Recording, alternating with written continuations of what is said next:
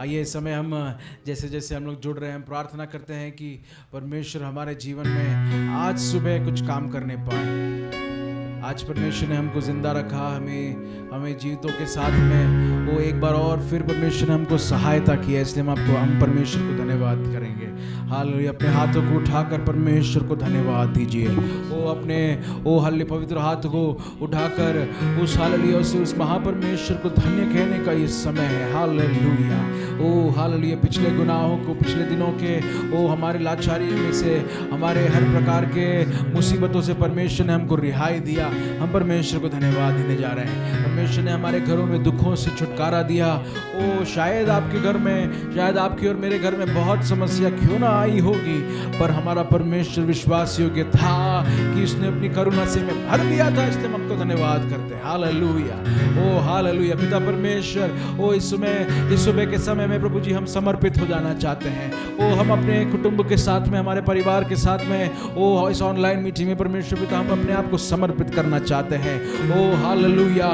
स्वर्ग और पृथ्वी का सारा कुछ, सब कुछ टल के ना जाए, सब कुछ भस्म क्यों ना जाए। हालेलुया।